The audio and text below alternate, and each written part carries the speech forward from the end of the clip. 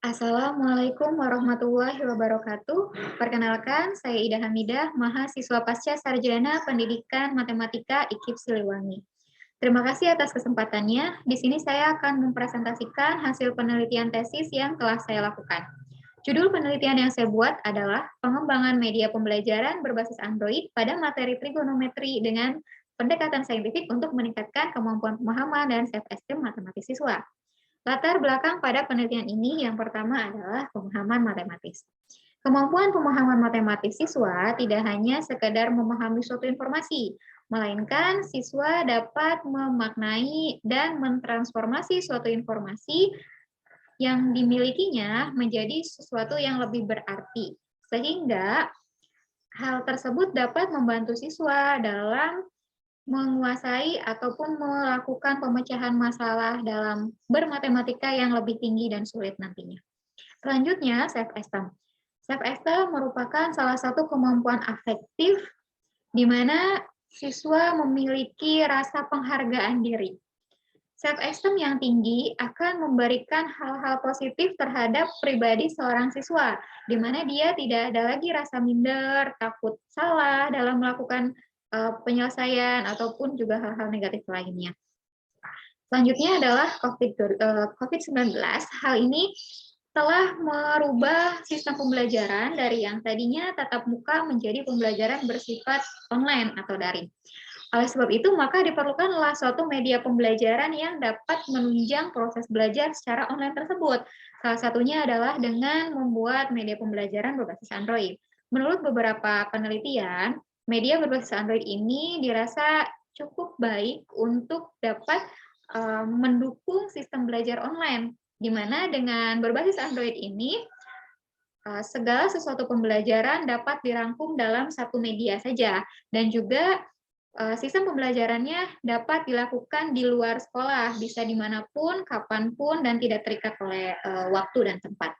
Selanjutnya, saintifik. Pendekatan saintifik ini diambil dikarenakan saintifik merupakan metode pembelajaran yang dirancang di kurikulum 2013 saat ini.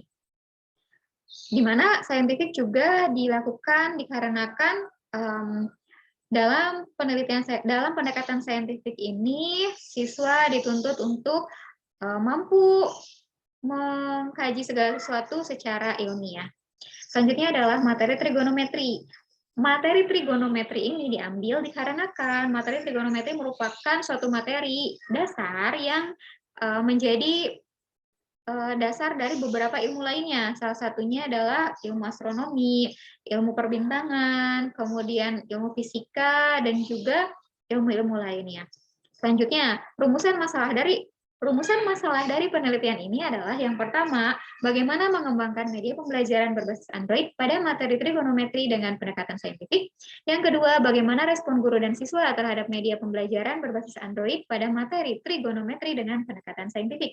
Yang ketiga, kendala apa yang ditemui pada saat pengembangan media pembelajaran berbasis Android pada materi trigonometri dengan pendekatan saintifik. Yang keempat, apakah kemampuan pemahaman matematis siswa SMA yang menggunakan pembelajaran berbasis Android pada materi trigonometri dengan pendekatan saintifik lebih baik daripada yang menggunakan pembelajaran biasa. Dan yang terakhir, apakah self-esteem siswa SMA yang pembelajarannya menggunakan media pembelajaran berbasis Android pada materi trigonometri dengan pendekatan saintifik lebih baik daripada yang menggunakan pembelajaran biasa. Manfaat penelitian diantaranya yang pertama bagi guru, yaitu yang pertama, hasil penelitian ini dapat digunakan sebagai salah satu referensi dalam memilih media pembelajaran yang akan digunakan. Dua, memiliki salah satu jenis media pembelajaran yang dapat dikembangkan dalam proses pembelajaran. Tiga, mengetahui peran dan pentingnya media pembelajaran untuk digunakan dalam pembelajaran.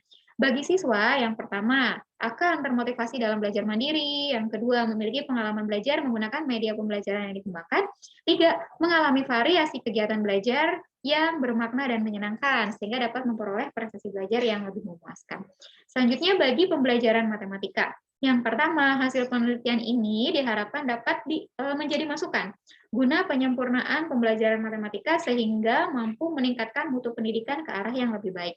Yang kedua, Memiliki bahan bacaan tambahan terkait dengan penelitian R&D, khususnya dalam pengembangan media pembelajaran berbasis Android pada materi trigonometri dengan pendekatan saintifik untuk meningkatkan kemampuan pemahaman dan self-esteem matematis siswa. Selanjutnya kajian teori. Kajian teori ini meliputi kemampuan pemahaman, di mana di dalam penelitian ini kemampuan pemahaman matematis siswa yang diteliti meliputi 4 hal. Yang pertama, menyatakan ulang konsep yang telah dipelajari. 2, mengklarifikasi objek-objek berdasarkan dipenuhi atau tidaknya persyaratan yang memenuhi konsep tersebut. Yang ketiga, mengidentifikasi sifat-sifat operasi atau konsep. Dan yang terakhir, menerapkan konsep secara logis. Selanjutnya, self-esteem dalam penelitian ini meliputi percaya pada kemampuan sendiri, bertindak mandiri dalam mengambil keputusan, menghargai diri dan usaha sendiri, berani menghadapi tantangan dan merasa bebas, serta bertanggung jawab atas perbuatannya. Media berbasis Android ini divalidasi oleh ahli materi, ahli media, guru matematika, dan juga respon siswa.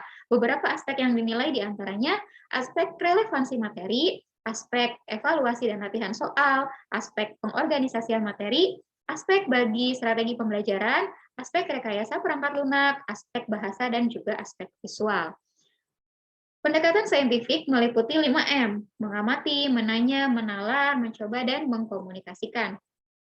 Selanjutnya, materi trigonometri yang diterapkan dalam penelitian ini yang pertama menjelaskan rasio trigonometri, yang kedua menyelesaikan masalah kontekstual berkaitan rasio trigonometri, yang ketiga menjelaskan rasio trigonometri untuk sudut di berbagai kuadran. Selanjutnya menyelesaikan masalah kontekstual berkaitan rasio trigonometri di berbagai kuadran, menjelaskan aturan sinus kosinus, dan menyelesaikan masalah berkaitan aturan sinus dan kosinus. Hipotesis penelitian dalam penelitian ini yang pertama, kemampuan pemahaman matematis siswa SMA yang pembelajarannya menggunakan media pembelajaran berbasis Android pada materi trigonometri dengan pendekatan saintifik lebih baik daripada yang menggunakan pembelajaran biasa. Yang kedua, self-esteem siswa SMA yang pembelajarannya menggunakan media pembelajaran berbasis Android pada materi trigonometri dengan pendekatan saintifik lebih baik daripada yang menggunakan pembelajaran biasa. Metode penelitian dalam penelitian ini adalah menggunakan penelitian pengembangan atau R&D. Model pengembangan yang diterapkan dalam penelitian ini adalah model pengembangan ADDI, yaitu analisis, design, development, implementation, dan evaluation. Instrumen dalam penelitian ini meliputi instrumen tes dan juga non-tes. Instrumen tes berupa 10 butir soal pemahaman, dan yang non-tes berupa observasi, wawancara, dan juga angket. Pengolahan data dalam penelitian ini berupa statistika deskriptif dan statistika inferensial. Prosedur penelitiannya meliputi tahap persiapan, tahap pelaksanaan, dan juga tahap evaluasi. Subjek dan lokasi penelitian. Yang pertama, untuk uji coba terbatas dilakukan pada 20 orang siswa kelas 10 IPA di MA, Pondok Pesantren Modern Al-Muqaddas, Cirebon. Selanjutnya, untuk uji coba luas dilakukan pada 25 siswa kelas 10 IPA di SMA Al-Islam, Bandung, dan 25 siswa kelas 10 di SMK 1 Penida, Bandung. Selanjutnya, untuk uji coba produk dilakukan pada 26 siswa kelas 10 IPA 3 sebagai kelas eksperimen dan 26 siswa kelas 10 IPA 2 sebagai kelas kontrol di SMA Negeri 1 Sumberjaya, Majalengka. Hasil penelitian ini menunjukkan yang pertama dari segi media. Media yang dibuat meliputi tahapan analisis, design, development, implementation, dan juga evaluation. Pada tahap pertama, pada tahap ini diperoleh hasil observasi dan pengamatan awal untuk menyusun media sesuai dengan kebutuhan. Yang kedua, tahap analisis tersebut kemudian dituangkan dalam bentuk flowchart berisi storyboard dan desain interface. Selanjutnya, hasil dari desain ini diterapkan dalam development untuk mengolah desain hasil storyboard dan interface itu menjadi bentuk APK melalui penggunaan aplikasi iSpring Suite 10 dan APK Builder Pro sehingga menjadi aplikasi sesuai keinginan. Media yang sudah jadi kemudian divalidasi oleh ahli materi yang meliputi dosen ahli dan juga guru matematika serta ahli media yang meliputi dosen ahli dan juga respon siswa. Hasilnya menunjukkan bahwa media yang dibuat mendapat kategori sangat valid dengan kevalidan gabungan sebesar 87%, di mana validasi dari pakar materi sebesar 84%, validasi dari pakar media sebesar 92%, dan validasi dari guru matematika sebesar 86%. Dan hasil respon siswa menunjukkan interpretasi kuat dengan skor respon sebesar 81%. Pada tahap implementation, uji produk berupa eksperimen dengan 2 kelas, yaitu ada kelas kontrol dan juga kelas eksperimen. Pada tahap evaluasi dilakukan dalam setiap tahapannya, yaitu pada saat validasi produk hingga ke uji produk. Selanjutnya respon. Beberapa respon yang peneliti dapatkan diantaranya berdasarkan hasil observasi awal diperoleh bahwa media pembelajaran yang ada masih sangat terbatas, belum inovatif, dan monoton, sehingga pengembang merancang media pembelajaran berbasis Android. Yang kedua, kurangnya pemanfaatan digital yang praktis dalam kegiatan belajar online, sehingga pengembang menyusun media di mana satu alat itu dapat mengcover segalanya, yaitu ada link daftar hadir, kemudian ada materi, video, kemudian contoh dan latihan soal, serta pembahasan. Nah, selanjutnya merespon juga didapatkan dari hasil validasi produk. Terdapat juga beberapa respon dari pakar maupun guru matematika, baik berupa kritik maupun saran dalam proses pembuatan media ini berlangsung. Hal ini juga menjadi bahan evaluasi pengembang untuk melakukan revisi media yang berlangsung dalam tiap tahapannya. Selanjutnya, yaitu kendala. Kendala sebelum penelitian diantaranya adalah mengalami suatu kesulitan dalam menemukan tempat penelitian, sebab penelitian membutuhkan lokasi yang tidak satu, melainkan 4. Kendala berikutnya adalah dari segi manajemen waktu.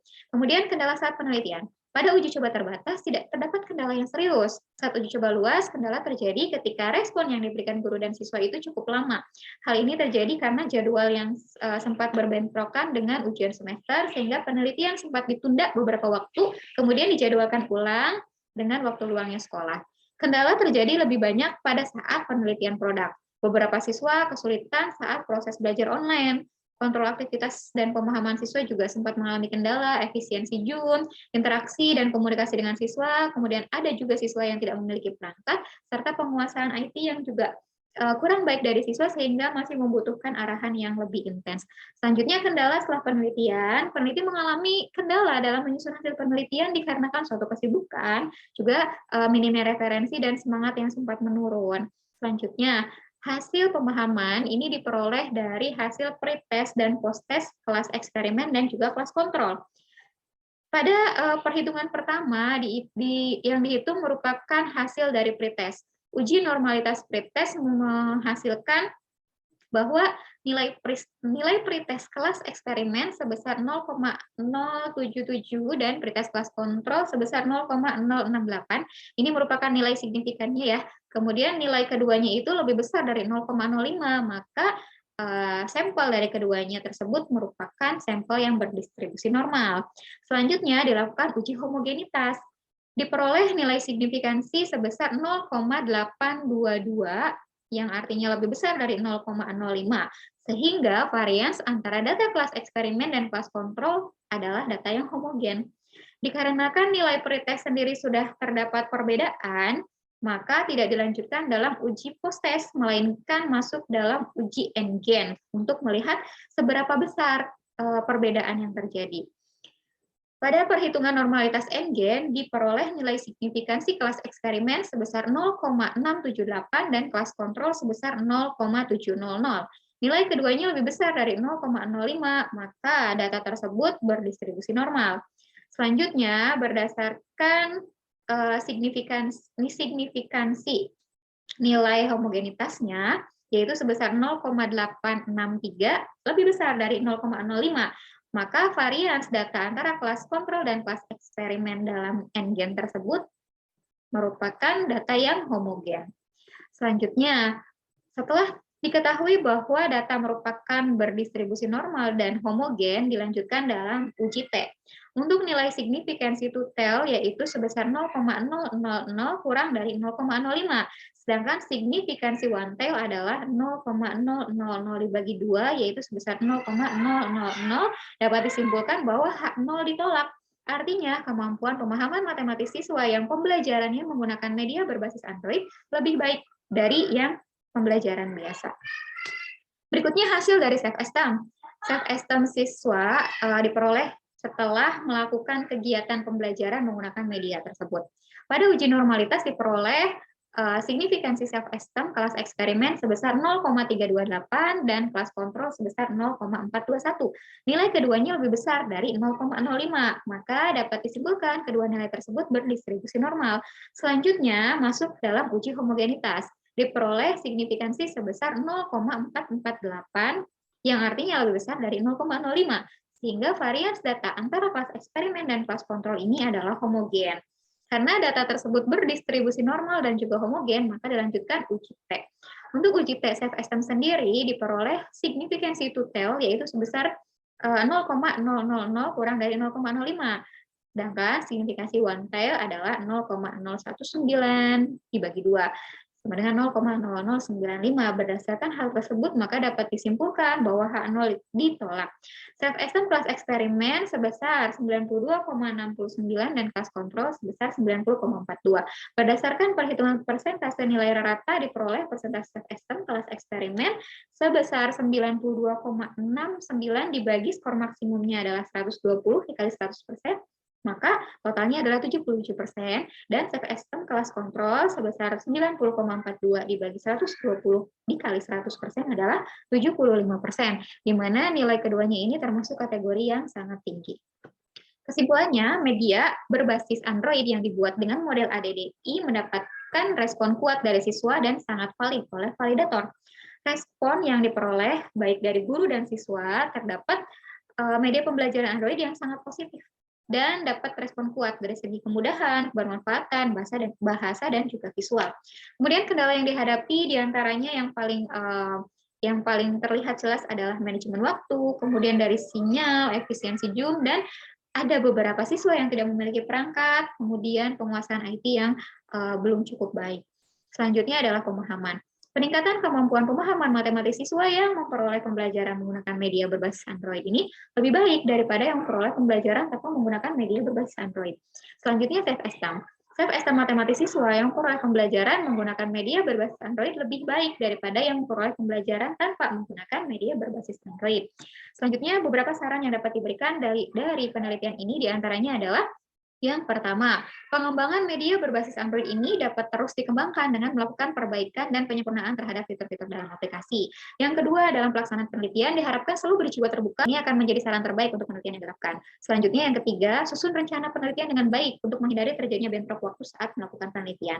Yang keempat, kemampuan pemahaman masih perlu kembali ditingkatkan melihat hasil dari penelitian kemampuan pemahaman matematis siswa masih tergolong sedang dan rendah. Yang kelima, self-esteem matematis siswa bisa menjadi salah satu alternatif dalam meningkatkan rasa optimis siswa dalam belajar matematika. Dari hasil penelitian, self-esteem memiliki kategori sangat kuat. Dengan self-esteem positif, maka dapat menghindarkan siswa dari berpikir negatif terhadap dirinya sendiri. Demikian yang dapat disampaikan, kurang lebihnya saya mohon maaf. Terima kasih atas perhatiannya. Assalamualaikum warahmatullahi wabarakatuh.